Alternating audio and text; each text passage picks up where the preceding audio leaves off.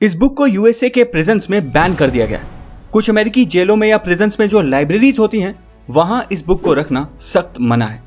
Book का नाम है the 48 laws of power by Robert Greene. But सवाल है क्यों? इस बुक में आखिर ऐसा क्या बताया गया है?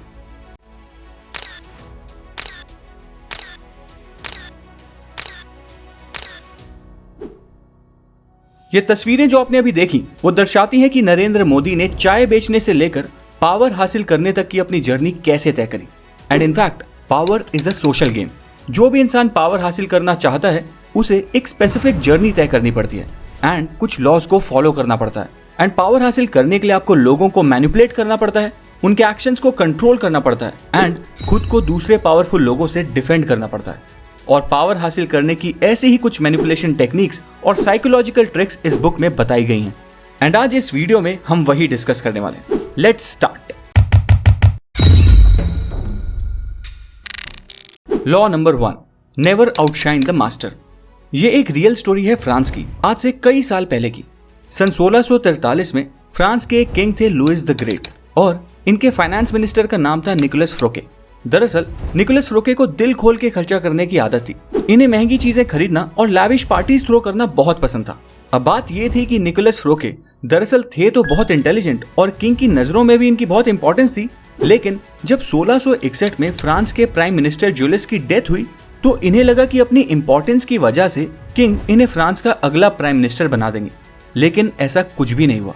किंग ने तो वो प्राइम मिनिस्टर की पोजीशन ही हटा दी।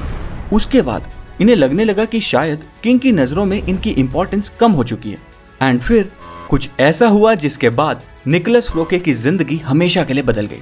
फ्रोके ने सोचा कि किंग को इम्प्रेस करने के लिए वो अपने एक नए कैसल की इनॉग्रेशन के समय एक पार्टी थ्रो करेंगे जिसमें वो किंग को as a guest of honour बुलाएंगे एंड वहीं किंग को ट्रिब्यूट पे करेंगे। एंड फ्रोके ने फिर यही किया। उन्होंने बहुत ही लार्ज स्केल पर एक ऐसी पार्टी थ्रो करी जो उस समय तक फ्रांस की हिस्ट्री के हिसाब से सबसे लैविश पार्टी थी। एंड ये पार्टी खत्म हुई और अगले ही दिन किंग के ऑर्डर्स पे फ्रोके को अरेस्ट कर लिया गया। सोचो क्यों? क्योंकि उस पार्टी में जितने भी गेस्ट आए थे उन सब ने ये मान लिया था कि किंग सबसे सुप्रीम और वेल्दी हैं। लेकिन फिर भी जैसी पार्टी फ्रोके ने थ्रो करी वो किंग कभी कर ही नहीं पाए।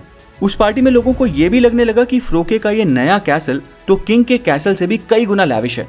सो पार्टी से पहले तक जो फाइनेंस मिनिस्टर किंग के लिए इंपॉर्टेंट हुआ करता था अब वही किंग की आंखों में खटकने लगा। अब गौर से समझना कि आखिर हुआ क्या।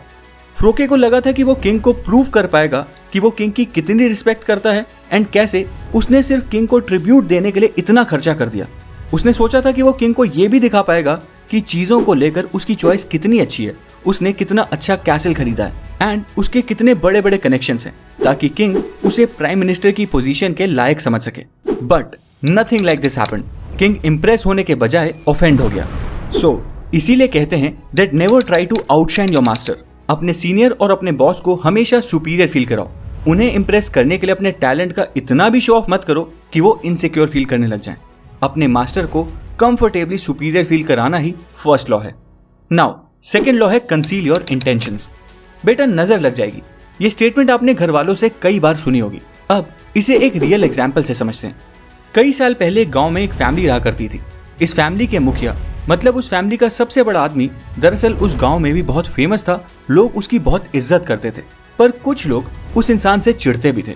अब कई साल बीत गए और बुढ़ापे की वजह से एक दिन उस घर का वो मुखिया मर गया। नाउ उस मुखिया का जो बेटा था वो बहुत शरीफ था और ज्यादा कामयाब भी नहीं था। उसने सोचा कि वो अपने गांव की जमीन बेचकर कोई छोटा सा घर ले लेगा और बाकी पैसों से वो कोई नया काम शुरू कर लेगा। लेकिन उसके इस प्लान को लोगों की नजर लग गई। कैसे? समझाता हूँ। देखो, आप भले ही किसी का बुरा ना चाहो या फिर आपका कोई भी दुश्मन ना हो पर सामने वाला आपके बारे में क्या सोचता है इसकी गारंटी आप नहीं ले सकते। आपका बुरा चाहने वाले कुछ ना कुछ लोग तो होंगे ही। और यही हुआ उस मुखिया के शरीफ बेटे के साथ। जैसे ही उसने जमीन बेचने का इरादा अपने को जान पहचान वाले लोगों को बताया तो ये खबर उन लोगों तक भी पहुंच गई जो मुखिया से चिढ़ते थे। एंड रातों रात उस मुखिया से चिढ़ने वाले इन लोगों ने गांव में इस जमीन के खिलाफ कई अलग अलग तरह की गलत अफवाहें फैलानी शुरू कर दी। इस अफवाह की वजह से जमीन का कोई खरीदार कभी आया ही नहीं।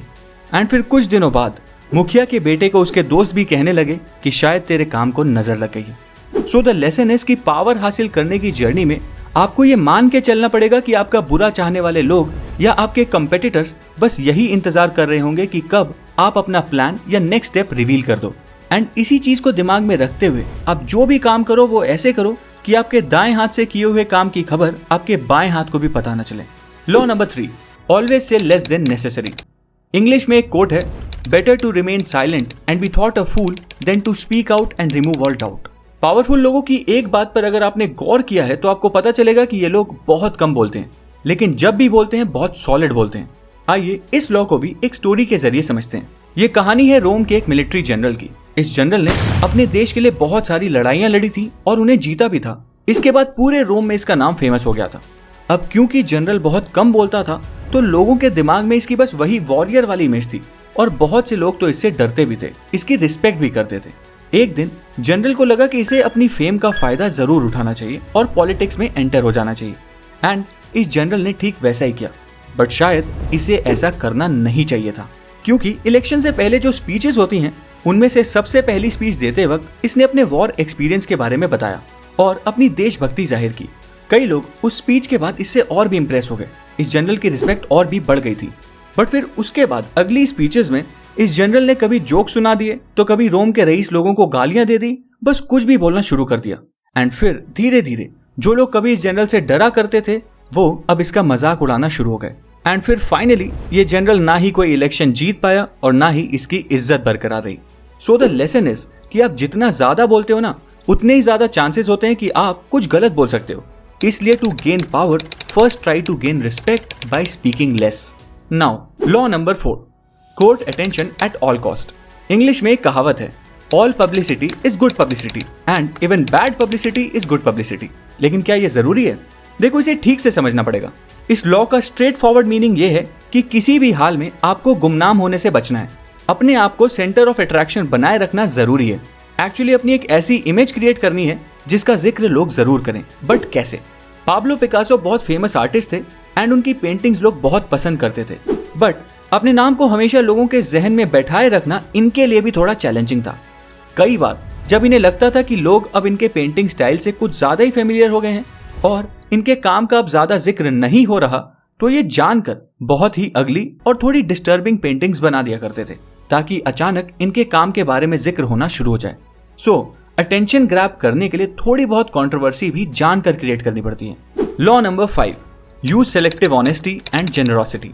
बॉस बनने के लिए और बॉस जैसी पावर्स हासिल करने के लिए पहले अपने बॉस का विश्वास जीतना पड़ता है, या फिर अगर आप अपने किसी दुश्मन को हराकर उसकी पावर्स हासिल करना चाहते हो तो उसके लिए भी पहले उस दुश्मन के थोड़ा करीब जाना पड़ेगा और उसके बाद उसको थोड़ा कंफ्यूज करना पड़ेगा। बट ये कैसे किया जाता है, ये स्टोरी सुनो। एक खतरनाक गैंग के माफिया बॉस के पास एक दिन एक ठग मिलने जाता है। उस ठग की इंटेंशन होती है कि वो पहले गैंग को ज्वाइन करे और फिर एक दिन खुद उस गैंग का बॉस बन जाए। वो ठग उस माफिया को कहता है कि बॉस, अगर आप मुझे अपने 5 लाख रुपए दोगे तो मैं 3 महीने बाद आपके ये पैसे डबल करके आपको लौटा दूंगा। माफिया ये सुनने के बाद उस ठग को वार्निंग देता है कि अगर उसके पैसों के साथ कोई खिलवाड़ हुआ तो अंजाम बहुत बुरा होगा। फिर वो ठग शांति से पैसे लेकर वहां से चला जाता है। लेकिन 3 महीने नहीं, सिर्फ 2 महीने बाद ही वो ठग वापस उस माफिया से मिलने पहुंच जाता है और उस माफिया को कहता है कि बॉस, मैं आपके पैसे डबल नहीं कर पाया और मेरी टेक्निक फेल हो गई, इसलिए मैंने सोचा कि आपके पैसे फालतू में अपने पास 1 महीना और रख के क्या करूं जब मैं आपका काम ही नहीं कर पाया।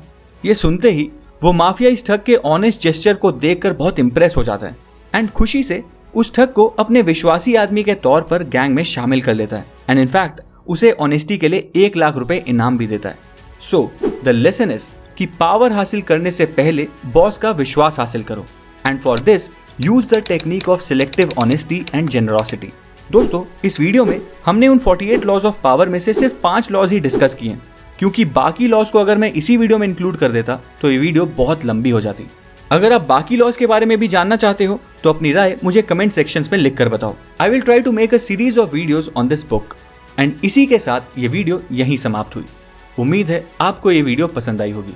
अगर आपको ये वीडियो पसंद आई है तो इस चैनल को सब्सक्राइब करें, इस वीडियो को लाइक करें और बेल आइकन दबाएं फ्यूचर वीडियो अपडेट्स के लिए। Thank you.